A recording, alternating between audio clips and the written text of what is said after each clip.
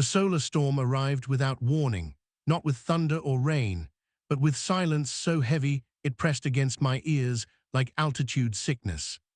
I was standing in the north field, checking the fence, when the sky dimmed, as if someone had dragged a dark cloth across the sun. Birds froze in mid-flight, then dropped into the trees all at once. My phone died in my hand, tractors stalled behind me, and the electric fence popped once before going dead. I remember thinking it felt wrong, not dangerous yet, but wrong in the way animals sense earthquakes before humans do. That was known as the moment the 13 women walked out of the tree line. They did not come as a group at first glance, but as fragments, shapes sliding between trunks and shadows. One moment the forest edge was empty, the next it was occupied by figures that had not been there before. They wore layered gear that looked part survivalist, part ceremonial, heavy coats reinforced with plates that caught the weak sun and bent it oddly. They stopped at the fence line without crossing. The one in front raised her hands slowly, palms out, a universal sign of peace. She was tall, silver-eyed, hair braided tight and streaked with white that did not look like age. "We need shelter," she said, her voice low and calm. "The storm will make the land dangerous for us." I did not ask who they were, because in that moment the sky began to glow green at the edges, and my gut told me explanations could wait. I nodded once and unlatched the gate by hand. They moved quickly then, all 13 flowing forward with practiced coordination. I noticed details too sharp to ignore, eyes reflecting light like an animal, teeth a little too pointed when they spoke to each other softly.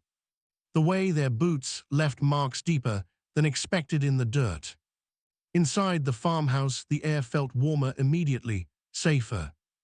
They spread out without being told, checking windows, doors, and sight lines as if this were not their first emergency shelter. One of them knelt near my old wood stove and smiled faintly, as if greeting an old friend. The leader introduced herself as Kaelra. "We are bounty hunters," she said plainly. "Wolves," another added with a grin, tapping her chest once. I laughed then, more from shock than humor. "You picked the wrong farm for fairy tales," I said. Kaelra met my gaze and let her pupils widen, just slightly, just enough. I stopped laughing. Outside, the sky rippled like disturbed water. Lights flickered across the clouds, not lightning but something slower, crawling, deliberate. The radio on my shelf screamed static and then went silent forever. Kaelra turned to the others and spoke in a language that sounded like growls shaped into words. The women responded in kind, voices overlapping in controlled urgency. "The storm disrupts more than power," she told me. "It weakens boundaries." That was when the howls began, distant at first, answering something far above the clouds. Not wolves, not exactly, but close enough to make my spine tighten. I realized then that letting them in had not been the beginning of my trouble. It had been the beginning of my education. As the solar storm intensified, the farmhouse creaked like a ship at sea. The walls hummed softly, nails vibrating, glass singing under pressure I could not see. The 13 bounty hunters removed parts of their gear, revealing symbols burned into skin and etched into bone charms. Each mark told a story I did not yet understand, but I felt their weight like history pressing close. They explained in fragments, between monitoring the windows and listening to sounds only they seemed to hear. They hunted creatures that slipped between worlds when conditions allowed it. Creatures that wore human shapes until they fed. "The storm opens doors," one of them said, a red-haired woman named Sira. "And your farm sits on an old crossing." I wanted to argue, to say this was just land my grandfather worked with his hands. But the floor beneath us pulsed once, like a heartbeat. Kaelra knelt and pressed her palm flat against the wood. "They are already near," she said. The wolves did not panic. They prepared. They moved furniture with ease that betrayed strength beyond muscle. Salt lines were poured across thresholds, blades etched with runes were placed above windows. One woman climbed into the attic and did not come down until she nodded once, grim and satisfied. I asked why they stayed, why not leave if it was so dangerous. Kaelra met my eyes again. Because we are responsible, she said. And because your land called us. The first breach happened just after night fell. The sky split open in silent ribbons of light, and something stepped through the barn wall as if it were fog. I saw it clearly for one horrifying second. Too many joints, skin stretched wrong, eyes that reflected nothing at all. The wolves moved as one. They did not shout, they sang, voices rising in a low harmonic growl that vibrated through my chest.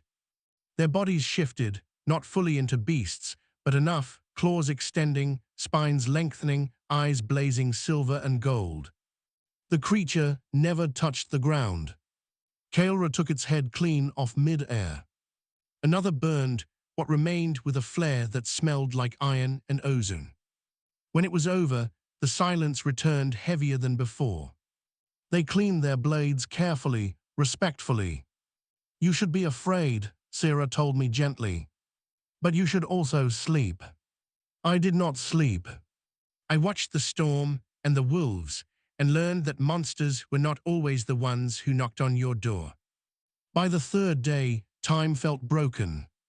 The sun rose and set at the wrong angles, shadows stretched where they should not. Kaelra finally told me why 13 had come. A full pack was required to seal a major crossing. Anything less would die. They had lost 3 of their own years ago on another world. This storm was strong enough to echo that failure across dimensions. If we fail here, Kaelra said, everything near this land becomes a feeding ground. I asked what they needed from me. She smiled sadly. Permission. The land mattered. Ownership mattered. Intention mattered. I stood barefoot on my soil and spoke my consent aloud. The earth answered, not with words but with warmth. The wolves formed a circle at the heart of the farm. They cut their palms and let blood fall into the dirt. Not sacrifice, but promise. The storm screamed then, furious. Creatures tried to force their way through, dozens of them. The pack held, bodies blazing with power, voices lifting in defiance. I helped how I could, feeding fires, reinforcing salt lines, holding a light when hands were needed. Fear did not leave me, but it sharpened into purpose. When dawn finally came, real dawn, the sky cleared as if nothing had happened. The land was quiet again. The wolves collapsed where they stood, exhausted but alive.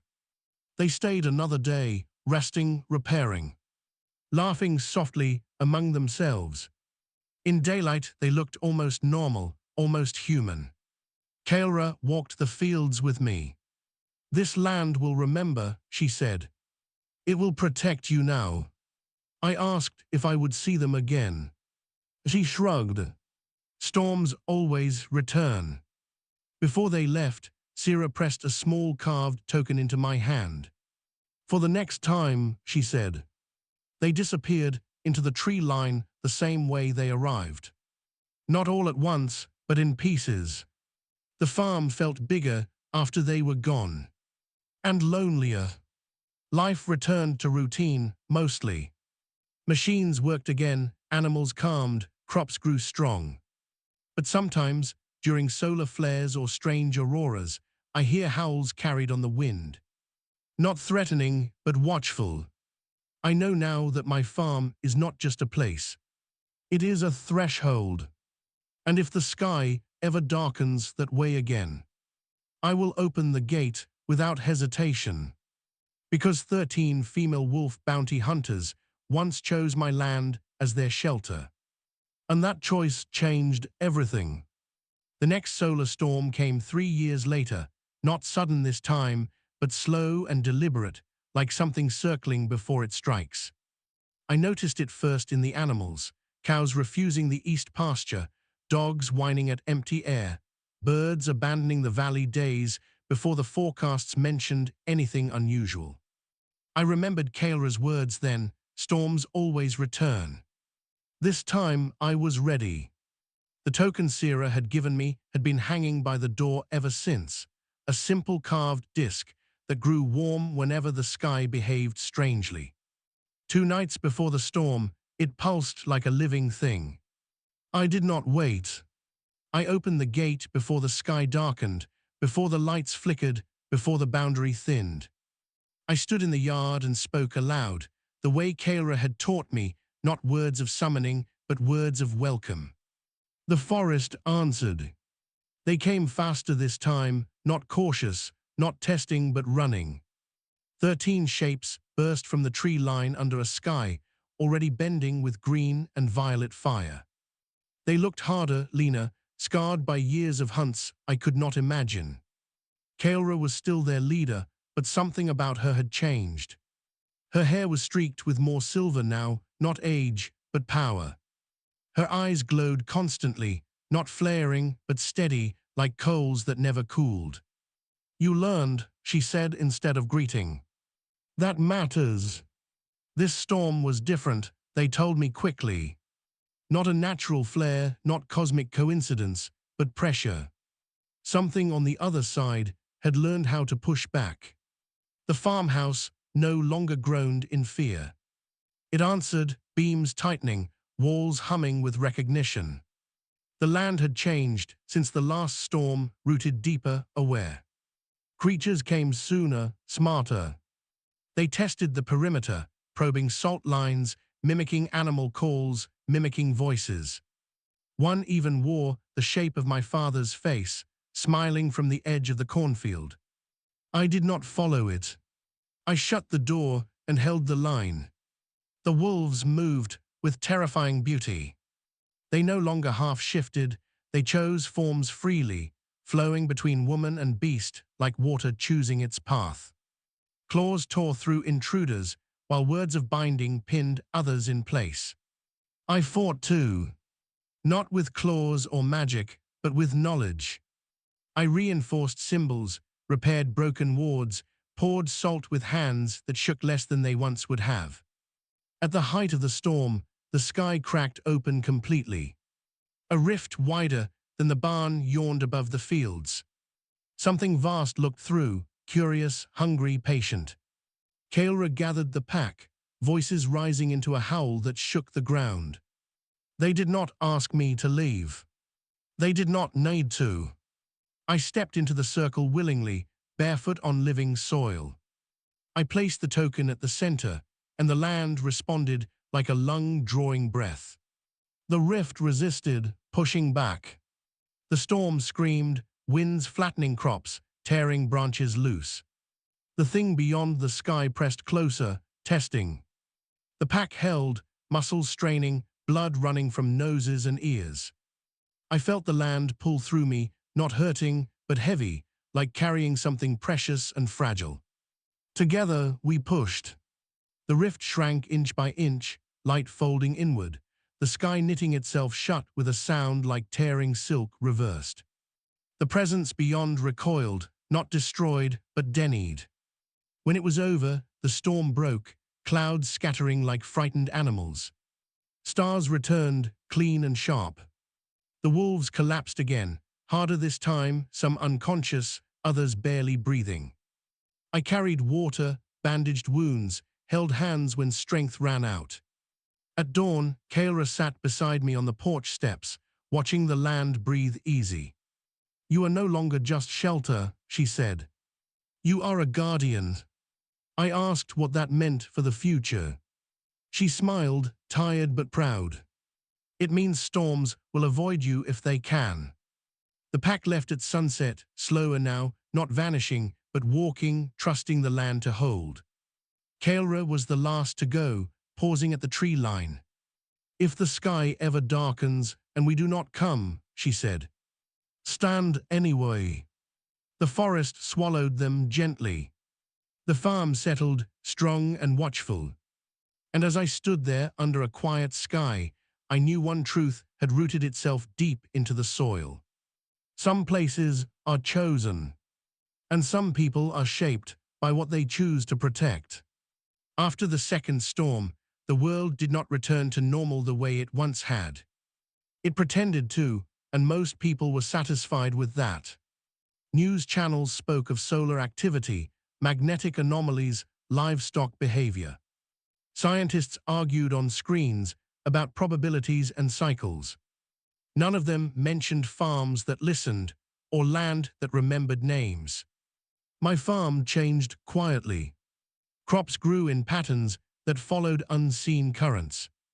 Animals avoided certain patches of ground entirely, while favoring others with almost religious devotion. I stopped fencing the north field. Nothing crossed there without permission anymore. At night, I sometimes felt footsteps moving through the soil beneath the house, not tunneling, not burrowing, but passing through like thoughts.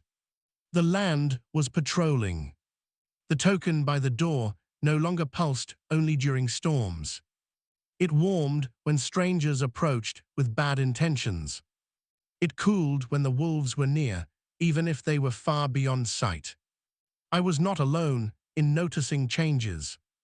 Neighbors complained about roads warping near my property, compasses spinning, electronics glitching. I told them the soil was old and stubborn, and they laughed. They stopped laughing when things stopped going missing near my land.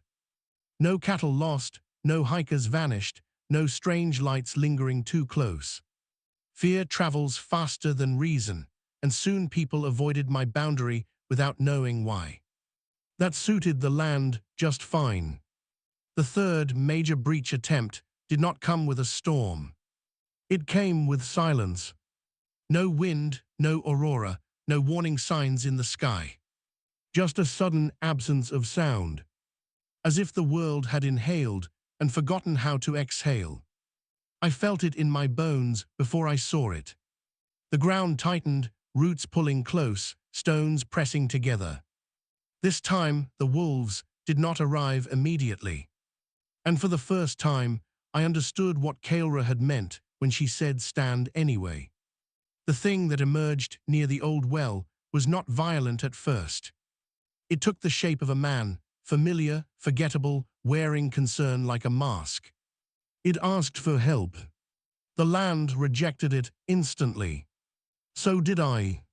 When it stepped forward anyway, the soil hardened. Its feet sank as if the earth was swallowing lies. I spoke aloud, not spells, not commands, but truth. This land is claimed, I said. It is watched. The thing screamed then, not in pain, but in frustration. It pulled itself apart trying to escape, unraveling into pieces that could not exist on their own. The ground sealed behind it, smooth and quiet. The silence broke, birds returning all at once like applause. Only after that did the wolves come. Not 13 this time, but 5 scouts. Sira among them, eyes sharp, smile proud. You held, she said simply.